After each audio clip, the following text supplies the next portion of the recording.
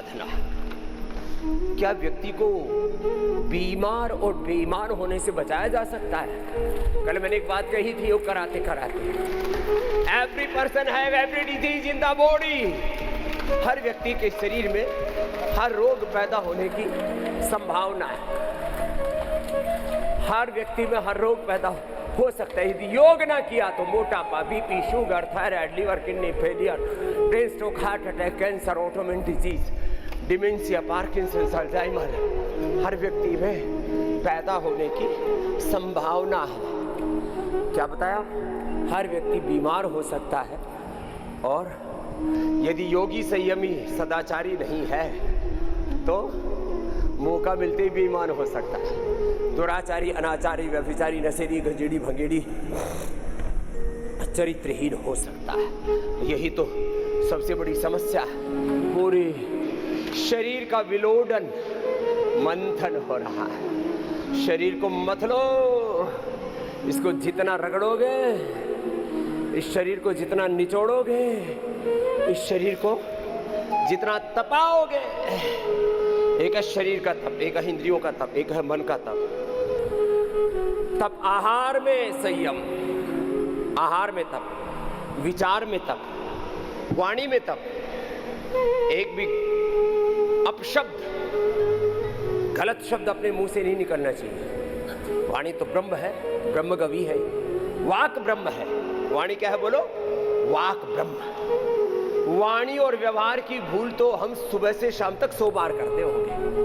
वाणी और व्यवहार की भूल तब करो, शरीर का, इंद्रियों का, मन का, वाणी का, व्यवहार का तप। तप है साधना, तपस्या है पुरुषार्थ, अखंड प्रचंड पुरुषार्थ। देखो, योग की बहुत ऊंची भाव चेतना है। ब्रह्म भाव, वासुदेव सर्वम ईशवास्यमिदं सर्वम, ओम सर्वम खलु इदं ब्रह्म। सिया राम मैं सब जग जाने, करू प्रणाम जोड़ी जुगत पाने। सातम सम मोहि मैं जग देखा, मोती संत अधिक करी लेखा। ब्रह्म भाव, और दूसरा एक शब्द बोल रहा हूं, अभेद दृष्टि। इसी का विस्तार है। जब ब्रह्म भाव होगा आपके जीवन में, तब कोई भेदभाव नहीं होगा। अभेद भाव, सर्वत्र एक ब्रह्म व्याप्त है, तो किसको भोगना?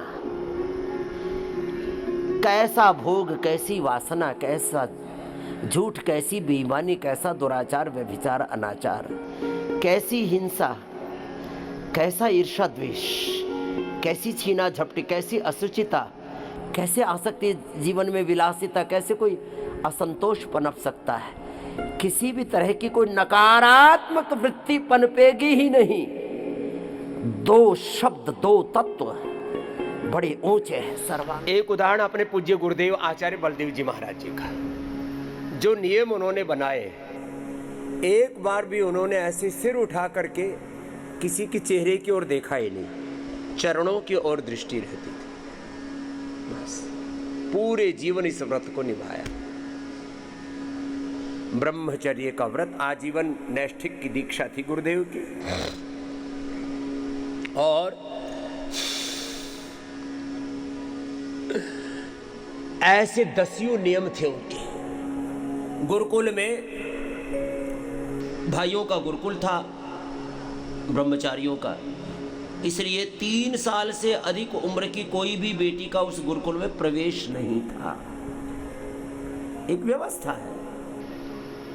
प्रतिदिन यज्ञ का नियम था गुरुदेव का, संध्या उपासना का नियम था, और किसी की भी निंदा नहीं करना, किसी की भी हिंसा नहीं करना, और सदा ब्रह्म भाव में, अभेद भाव में जीना। मैंने गुरुदेव का उदाहरण दिया, जो करना है 100% प्रामाणिकता से करना है। पूज्य विद्यासागर जी महाराज दिगंबर जैन परंपरा में बहुत बड़े तपस्वी महापुरुष हुए। उनके तो छोटे छोटे, चाहे वो दिगंबर परंपरा में पूज्य विद्यासागर जी महाराज और उनके वर्तमान शिष्य पूज्य समय सागर जी से लेकर के तमाम उनके तपस्वी शिष्यों की बहुत बड़ी श्रृंखला है। गुरुदेव के माने दिगंबरत्व तो बहुत बड़ी दीक्षा होती है, उसमें बहुत बड़ा तप और पुरुषार्थ लगता है। मन भिक्षावृत्ति से लेकर के, दृष्टि से लेकर के, एक एक कदम चलने से लेकर के, उठने बैठने से लेकर के, जरा नियम सुनो। तुम्हारे तो छोटे छोटे नियम बनाते हैं, उसी में तुम विचलित हो जाते हो। जिंदगी भर कठोर लकड़े पर ही बैठना, चटाई भी नहीं बिछाना। क्या बोला? चटाई भी नहीं, कठोर लकड़े पर, कालीन पर भी नहीं चलना। जिंदगी भर स्नान नहीं करना, जिंदगी भर टूथपेस्ट दांतुन नहीं करना, जिंदगी भर क्षौर कर्म नहीं कराना, जिंदगी भर कोई आईना नहीं देखना, बस अपने अंतर्मन को ही देखना। बड़े नियम हैं, लघु शंका जाने के भी, शौच जाने के भी। एक ही बार आहार लेना और उसमें भी बीच बीच में बड़े बड़े उपवास करना। एक ही बार आहार लेना दिन भर, एक ही बार पानी पीना, एक बार ही पानी पीना दिन में, एक ही बार खाना, और उस खाने में भी आहार लेते समय एक बूंद भी नीचे गिर जाए तो उसी समय खाना छोड़ देना। बड़े कठोर व्रत हैं। सब महापुरुष ऐसे कठोर व्रतों का पालन करते हैं। एक क्षण के लिए भी देह भाव में नहीं रहना। क्या बोला? अब इसको कितना ही विस्तार से कह लो। शरीर भाव में, इंद्रिय भाव में, मनोभाव में, भौतिक मायावी क्षणिक आकर्षण प्रलोभनों में दुनिया मरी जा रही है। सारी दुनिया आत्म भाव से हट करके प्रभाव में, अभाव में, दबाव में, ऐसी क्षणिक आकर्षणों प्रलोभनों में दुनिया पिसी जा रही है, मरी जा रही है। इन्फ्लुएंस हमारे ऊपर रिलीजियस स्पिरिचुअल इन्फ्लुएंस भी है। अच्छा प्रभाव तो होना चाहिए, उसको अच्छे प्रभाव को स्वभाव बोलते हैं। हमें स्वभाव में जीना है। जोर से बोलो, किस में जीना है? बोलो, स्वभाव में जीना है। अभाव में, प्रभाव में, दबाव में नहीं जीना। This life is the ultimate gift of almighty. विषय भोग वासना क्षणिक आकर्षणों में ना थोड़ी सी चकाचौंध आई, थोड़ी देर का सुख, जिंदगी भर का दुख। थोड़ी देर की खुशियां, जिंदगी भर का गम। थोड़ी देर का स्वाद, थोड़ी देर का मजा, जिंदगी भर की सजा। सबको पता है, फिर भी गड़बड़ करते हैं। उल्टा पुल्टा देखने से, उल्टा पुल्टा सुनने से, उल्टा पुल्टा बोलने से, उल्टा पुल्टा खाने से और उलट पुलट करने से बाज नहीं आते। 50 साल पहले भारत बहुत अच्छा था, तो भी हम पढ़े तो गांव के कुछ लड़के आ जाते थे। पठितव्यम तदपि मर्तव्यम, न पठितव्यम तदपि मर्तव्यम, दंत कटाकटीति किम कर्तव्यम। अच्छा, पढ़े लिखे नहीं थे, फिर भी पता नहीं कहाँ से याद कर लिया है। बोले पढ़ के भी मरना है, पढ़ रहे के भी मरना है, क्यों फालतू में आफत में सिर डाल रखा है, चलना अपना खेलते हैं। तो हम दरवाजा बंद करके, सांकल लगा करके बाहर से फिर मारते थे, खटाखट खटाखट, खेलने चलो खेलने चलो। और हम एक घंटा खेलते थे, बाकी समय पढ़ते थे, बाकी समय खेत में, घर में माता पिता के साथ काम करवाते थे। लोग पढ़ने नहीं देते, योग करते थे। हमने घर में शीर्षासन किया तो पूरा गांव इकट्ठा हो गया, रे छोरा में भूत घुस गया, सोरो उल्टो कर दिया है। तो अच्छा काम नहीं करने देते। हम भजन करें तो बोले तो अभी तो बच्चा है, देखो ये तो भक्ति के मार्ग पर चल पड़ा, ये तो बूढ़ों का काम है भक्ति करना। तो सुनो, घरों में डाका पड़ा हुआ है साहब। तुम्हारी जिंदगी पर तुम्हारा ही दिमाग, तुम्हारी मूर्खताएं, तुम्हारी कुबुद्धि दुर्बुद्धि तुम्हारे भीतर डाका डाल रही है। तुम्हारी भीतर की वासनाएं, तुम्हारी भीतर की कामनाएं तुम्हें भीतर से नोचे जा रही है। तुम भोगों को नहीं भोग रहे, भोग तुमको भोग रहे। तुम खाना नहीं खा रहे, खाना तुमको खा रहा है। क्या बोला? डाका भीतर पड़ रहा है। कहां पर बोलो? अपने ही जीवन में। तुम्हारे घर में डाका पड़ा हुआ है। मेरे जीवन का प्रयोजन क्या है? What is the ultimate goal of, what is the ultimate purpose of life, what is the ultimate achievement of life? जीवन का परम कर्तव्य क्या है? परम धर्म क्या है? परम गंतव्य क्या है? पिंड में ब्रह्मांड है, अनंत ज्ञान, अनंत शक्ति, अनंत संवेदना, अनंत सामर्थ्य, विद्या, विभूति, ऐश्वर्य, अनंत सुख, शांति, आनंद है। We have unlimited knowledge, unlimited joy, peace, happiness in our self, in our soul. अपने सेल्फ को, अपनी सोल को भूल करके कहां इधर उधर भटक रहे हैं। चारों तरफ बीमारियां, बुराइयां घात लगाए बैठी है। जरा सा चूके, सावधानी हटी, दुर्घटना घटी। कोई ना कोई बीमारी, कोई ना कोई बुराई। बड़ा खतरनाक मामला है। बीमारियां घुस जाती है। बेईमान ईमान से गिर जाता आदमी, ईमान से डिग जाता है। क्यों? जब तक योग में, संयम में, जप तप में,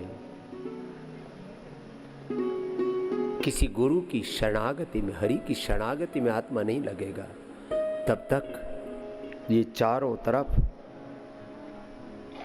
घात लगाए बैठे शत्रु। एक गुरु हरि की कृपा से व्यक्ति बच सकता है। चारों तरफ तबाही मची पड़ी है। बीमारियां, बुराइयां, दुराचार, अनाचार, व्यभिचार, नशा, वासना, चारों तरफ संसार में आग लगी पड़ी है। संसार का मायावी चक्र बड़ा खतरनाक है। अच्छे अच्छे बहक जाते हैं। इसलिए हर दिन योग करो, भौर में तय कर लो। कुछ बातों में कहते ना, फैसला, निर्णय, डिसीजन ले लिया, अब 100% यही करना है। एक डायरी बना लिया करो। मैंने तो तुम्हारे लिए सैकड़ों डायरियां बनाई, तुम्हें बताने के लिए, तुम्हें सिखाने के लिए, तुम अच्छे से जिंदगी को जी सको, तुम्हें, तुम्हारी समझदारी बढ़ाने के लिए, तुम्हें जिम्मेदार बनाने के लिए। तो एक बात है, जिंदगी को ऐसे जियो कि 100 साल तक इस शरीर से काम लेना है। क्या बोला? 100 साल तक लीवर से, किडनी से, आंतों से, लंग से, हार्ट से, ब्रेन से, आंखों से, दिमाग से, आत्मा से। आत्मा तो शाश्वत है, लेकिन 100 साल तो इसी जन्म में काम लेना है इससे। तो फिर तुम पागलपन नहीं करोगे कि भाई अभी तो अब कोई तुम्हारे पास में गाड़ी हो, घर हो, और तुमको लगता है भाई इस घर में 100 साल तक रहना है, तो मेंटेनेंस करते हो ना। ऐसा नहीं कि कभी दीवार तोड़ दी, कभी छत तोड़ दी, कभी खिड़की तोड़ दी, कभी दरवाजे तोड़ दिए। अरे भाई, अब भाई जिंदगी में एक ही बार घर बनता है, बार बार घर नहीं बनता। इसको संभाल के रखो। और फिर एक एक क्षण, अब देखो, कर लो कपालभाति, कर लो अनुलोम विलोम, कर लो मंडूकासन, गोमुखासन कर लो। मेरी बात सुन लो, एक एक क्षण सावधान रहो। जैसे मैंने नियम ले लिया कि चीनी नहीं खानी, आप भी मेरे साथ नियम लो। हमारे ही तो बालक हो, हमारे ही तो शिष्य हो, हमारे ही तो पिता तुल्य हो, माता तुल्य हो।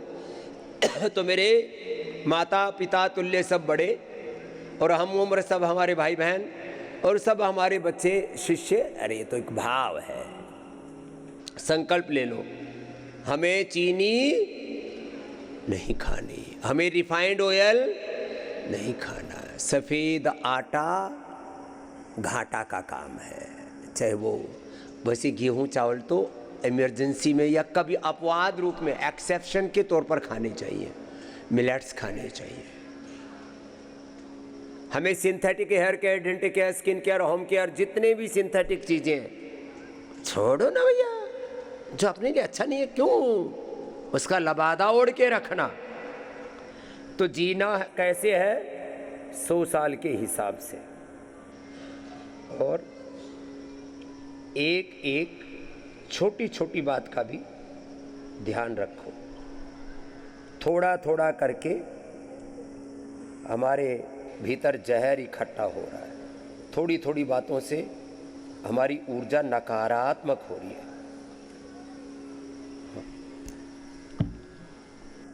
अब वस्त्र है तो भाई कॉटन के कपड़े पहन लो ना, जरूरी है ये पॉलिस्टर और इधर उधर के सिंथेटिक कपड़े पहनना? इतना तो भगवान ने तुमको दे रखा है। फैशन के चक्कर में, डिजाइन के चक्कर में, अरे डिजाइन अपना ठीक रखना। जिनका अपना डिजाइन ठीक होता है ना, बिना कपड़े के घूमते रहते, अपने बॉडी का एक्सपोजर दिखे, मेरी ब्रेस्ट, मेरी चेस्ट, मेरी कमर, मेरे टांग, मेरे पैर। जब अपना ठीक नहीं होता तब फिर अलग अलग लबादा ओढ़ के चलते हैं। वो भी प्रदर्शन भी फूहड़पना है, वो भी ठीक नहीं। कहाँ दिखाना, किसको दिखाना, किसको रिझाना? मेरो तो गिरधर गोपाल दूसरों न कोई। और वो प्रभु हमारे तन ऐसे नंगे तन बदन से नहीं रीझते, वो हमारे अच्छे कर्मों से रीझते। आज एक व्रत ले लो कि अपने लिए जो भी अशुभ है, जो भी अपने लिए नकारात्मक है, रोग दुख देने वाला है, उस काम को नहीं करना। देखने वाली चीजें, सुनने वाली चीजें, करने वाली चीजें, हिंसा, झूठ, बेईमानी, अब्रह्मचर्य से लेकर के, असंयम से लेकर के, खाने पीने की चीजों से लेकर के, जो भी चीजें अपने को दुख देने वाली हैं, जो भी काम अपने को दुख देने वाले हैं, उनको नहीं करना। जो खाना पीना, बोलना, जीना, जो भी काम हमें दुख देता है, जो भी बात हमें दुख देती है, वो क्यों बोलना? सुख तो चाहिए सबको, दुख तो किसी को नहीं चाहिए।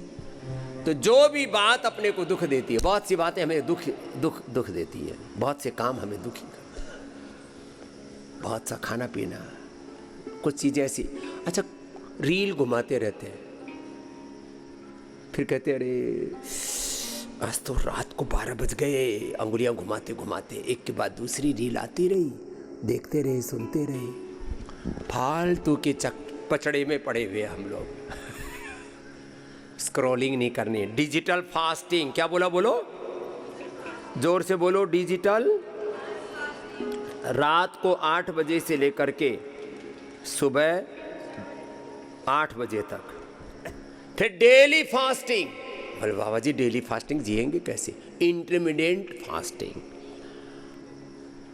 रात को 7 बजे और अधिकतम 8 बजे, 8 बजे खाकर सुबह 10 बजे ऑफिस भी जिनको जाना है, 9 बजे से 10 बजे, चलो 1 घंटा पहले कर देते हैं, 10 से 12 बजे खाना। ये इंटरमिटेंट फास्टिंग डेली करना है, नियम बता रहा हूं। ये रोज करता हूं मैं। और तुम यदि मेरी बात नहीं मानोगे तो फिर मैं कंप्लीट फास्टिंग शुरू कर दूंगा, आजीवन उपवास। बोलो बात मानोगे? रात को 7-8 बजे खा के अगले दिन 8, 10, 11, 12 बजे, जो घर में रहते हैं 12 बजे खाओ, जो ऑफिस में जाते हैं 9 बजे खा के चले जाओ, वापस फिर आकर के 5 बजे, 6 बजे, 7 बजे जब आते हो तभी खाना। ये दोपहर को बासी भोजन ले जा करके अपनी ऊर्जा को नकारात्मक मत बनाना। टिफिन लेकर के जा रहे हैं, अपने काम करो ना भाई ना। चलो अनुलोम विलोम करो, कपालभाति करो, ये नियम है। जितने भी सिंथेटिक चीजें सबका बहिष्कार, 100% बहिष्कार, boycott. Boycott the whole synthetic things, synthetic products, synthetic food, synthetic hair care, dental care, skin care, home care, toilet cleaner, everything, every synthetic product completely boycott. फिर digital fasting, intermittent fasting daily, kapalbhati करो निरंतरता से, अनुलोम विलोम करो। ये कुछ नियम बता रहा हूं। कुछ चीजें थोड़ा थोड़ा दुख देती हैं, वात रोग है, खट्टी चीजें नहीं। कफ रोग है, चिकनी चीजें नहीं। पित्त रोग है, गर्म चीजें नहीं। ओवर ईटिंग, अनहेल्दी ईटिंग कतई नहीं। त्रिदोष के अनुरूप आहार लो, अपने रोग के अनुसार आहार लो। अब शुगर हो रखी, चीनी खा रहे हो, बीपी हो रखा है, नमक ठोक रहे हो, स्किन प्रॉब्लम हो रही है, नमक चीनी और सब पैक्ड फूड, प्रिजर्व्ड फूड, वो इतने प्रिजर्वेटिव है राम, इसी से तो बीमार हो रहे। तो जीवन में कुछ व्रत ले लो, ऐसे ही करना है, ऐसे ही जीना है। Dos and don'ts clear. और एक एक दिन का हिसाब किताब रखो, एक एक क्षण, एक एक दिन का क्या करना है आज। इसको कहते हैं life management, time management and priorities. Decide कर लो, ऐसे ही करना है, ऐसे ही जीना है। इधर उधर ऐसे उलझ पुलझ अव्यवस्थित जिंदगी नहीं। देखो, मुझे देखो, मैं भी तुम्हारे बीच का एक अदना सा इंसान हूं। मैं कोई 6, 7, 8 फीट का नहीं हूं। आते रहते मेरे पास 6, 7, 8 फीट वाले। एवरेज हाइट वाला हूं, एवरेज वेट वाला हूं। ब्लड प्रेशर 70, 110 है। शुगर 100 से नीचे रहता है। चाहे 1 लीटर गन्ने का जूस पिला लो, चाहे 1 किलो लड्डू खिला लो। हम खाते नहीं, लेकिन कोई खिलाना चाहे तो खा सकते हैं, फिर 1-2 दिन उपवास कर लेंगे, क्या दिक्कत है। हाँ, एक लीटर तक हम घी पी सकते हैं। कितना? 1 लीटर तक, और हजम भी कर लेते हैं। लेकिन हम 1 चम्मच से ज़्यादा खाते नहीं हैं। हाँ, लेकिन ताकत इतनी है, we can digest 1 litre, 1 kg घी, 1 kg लड्डू, जलेबी, इमरती खा सकते हैं, लेकिन खाते नहीं। और यहाँ तो कुछ भी हजम नहीं हो रहा, फिर भी खाए जा रहे। रहा खाना पैखाने में निकाले जा रहे हैं। इनपुट आउटपुट बराबर है, फालतू के चक्कर में। लेकिन एक संकल्प है, एक एक क्षण, एक एक श्वास भारत माता की सेवा के लिए जीना है, मानवता की सेवा के लिए जीना है, सबकी सेवा के लिए जीना है। एक एक क्षण गुरु हरि के लिए जीना, भगवान के लिए जीना। अपने बारे में कोई चिंता करने की जरूरत नहीं। सुबह सुबह योग कर लेते, आपको भी करा देते, तो अपने बारे में सोचने की जरूरत ही नहीं। मोटापा का क्या होगा, मोटापा अपने ऐसी तैसी कराए, बीपी शुगर क्या हमसे कई किलोमीटर दूर रहते ये सब बीमारियां। बोले भाई यहाँ पार नहीं पड़ेगी।